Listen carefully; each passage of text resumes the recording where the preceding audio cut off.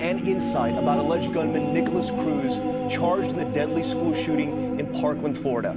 Tonight, ABC News obtaining this new video of Cruz fighting another student at the school back in 2016. Police say Cruz confessed to the murders of 17 students and staff members at Marjorie Stoneman Douglas High School. Sheriff Scott Israel, you see them there today visiting a 15-year-old, Anthony Borges, shot 5 times in the back.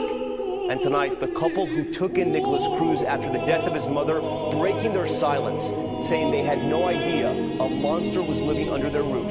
ABC's Adrian Banker leads us off in Parkland. Tonight, new video of the alleged Florida school shooter surfaces, showing him in a fight with classmates. First obtained by WPLG, that's apparently him in the white shirt. The video comes to light as the family Cruz lived with says, "We had this monster living under our roof and we didn't know." Kimberly Sneed and her husband James tell the Sun Sentinel, "Everything everybody seems to know, we didn't know." Cruz pictured here at his mother's funeral. The alleged killer moved in with the Sneeds after her death. They say he followed every rule of their home to the T, but that he was battling depression and days before the shooting took him to a therapist. The day of the massacre, Kimberly Sneed says she left home to run errands. By the time she returned, Cruz was gone. The next and last time they saw him, he was in custody. They say he apologized. The Sneeds, gun owners themselves, say they allowed Cruz to keep a handful of weapons, including the AR-15 he owned, in a locked gun cabinet. They thought they had the only key. One classmate tells ABC News he ended any communication with Cruz as his behavior spiraled downward. He started going after one of my friends and threatening her, and I cut off from there. He got suspended a lot of times, and he sold knives in his lunch boxes, and he was expelled, but no one expected him to come back next year. Tonight we know Cruz has now invoked his right to remain silent. He's being held in solitary confinement and remains on suicide watch. There's no doubt in my mind that Nicholas Cruz shot many people, killed 17. The killer is in custody, and we'll move forward with the legal process. Tragically, we had another mass shooting in the United States last week in Florida. We have more ties to white identitarianism. We have more ties to the men's rights activism movement. We have all of the standard reactionary signifiers. We have all of the aggrieved, what I call real victim culture being fed to this shooter. Women aren't the victims. Men, it's in fact men who are the victims of feminists. White people aren't the victims. It's in fact white men who are under assault from Jewish people, black people, liberal white people. You're under assault. You know, when you and again, I have to consume a lot of this content to be informed on this channel about what's going on with these right-wing movements, particularly the alt-right. When you listen to all this stuff in unison, the West is under attack, white people are under attack, men are under attack, masculinity is under attack, and you combine that with American gun culture, because that is the toxic brew. Even though, you know, I've covered other alt-right shooters in other countries, like Bissonnette Alexander Bissonnette in Canada, or Jesus, the Italian guy the other day that shot the African migrants, the drive-by shooter the other day in Italy. Specifically, especially American gun culture, where you can buy a motherfucking AR-15 as easily as you can a fucking box of toilet paper. Yeah, man. When you empower a narrative for these paranoid, mentally compromised, lone wanderers of the internet, these young men who are stumbling through the internet looking for purpose, You know, there's a good book by Chris Hedges called War is a Force That Gives Us Meaning. And it was largely about American war culture, and it was written during the Bush era, but its ideas are still very relevant to this, which is, if you are a young man, a young white man who feels aimless, couldn't afford to get a higher education, like this guy Chavez. Nicholas Chavez was a cashier at Family Dollar. He was the perfect guy. Here he is at a seemingly dead-end, aimless, pointless retail job, underpaid, living at home, doesn't have an identity of his own, adopted, abandoned, and this is a vulnerable person.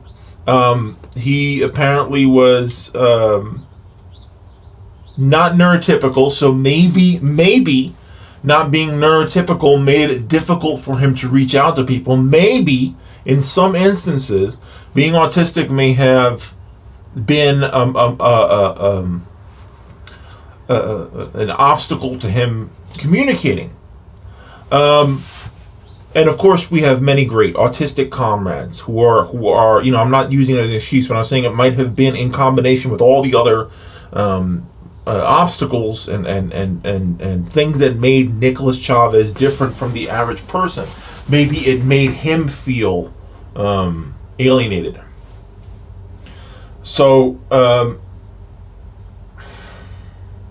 American gun culture, and you know, it's been happening so long in America in terms of you know, our dislocated people. More recently, it's been our young men. When people talk about the alt-right and the men's rights movement and conservatism catching on with young men, it seems like they eat this steady diet of ideological rat poison so long, and they have so much easy access to this catharsis. You know what I mean? This. I mean, the NRA is complicit in this too, because the NRA tells consumers this story of revolution, whether they wrap it in 1776, whether they wrap it in your rebellion against liberal orthodoxy, whether they wrap it in the image of sort of a Charles Bronson death wish scenario, where you're going, this gun is going to get you redress, this gun is going to get you grievance. You know, like any consumer product, the gun industry sells you a fantasy. And in this case, Nicholas Chavez was sold a fantasy of empowerment and revenge, because Nicholas Chavez was somebody who was alienated in his school, a kid who was bullied, a kid who was constantly in fights, a kid who was suspended several times. This was a kid who had problems at school. And then when he was arrested, then the press starts making allowances for him. And I'm not saying that, you know, look, if the kid's life was fucked up, he obviously was manipulated or exploited by these reactionary political movements and the gun manufacturers and all that stuff, but he still does bear some degree of personal responsibility. If you let him completely off the hook with the whole sob story bit, you know, because there are plenty of people who are autistic who don't go on mass shooting sprees. There are plenty of people who are adopted who don't go on mass shooting sprees. There are plenty of people that are socially, culturally, racially alienated and don't go on killing sprees. So part of this is a personal responsibility thing. Part of this was this guy consuming all this shit and going all the way. But you need to sort of look at the complete story. I remember back in the 90s, around the Columbine shooting, they would check what was on your CD player. They would check what video games you were playing. After a mass shooting like this, they would check what movies you were watching, and they would blame stuff like that. But, you know, pop culture is less instructive than literal political, radicalizing political speech. So maybe Marilyn Manson probably was not the primary influence on the kids that shot up Columbine, but I can tell you for certain that being in these motherfucking the personal victimhood cults, like the incel groups that he was commenting in, like the white nationalism groups, constantly being fed that he is, even involuntary celibate is another victimhood cult. It is a cult that tells you that you don't want to be celibate. Celibacy is being done to you. You not getting fucked is not you not being actively social. You know what I mean? Like you not having a sexual life is somebody else's fault. They're conspiring against you to keep you from getting laid. So I think in this case we should look at the media this dude consumed, and not the fictional media. We should look at what political media told Nicolas Chavez was waiting at his front door. We need to find out what right-wing political media told Nicolas Chavez was going to happen. Was he igniting a race war? Was this a Turner Diaries thing? What kind of justice was Nicolas Chavez expecting to get from this slaughter of young kids?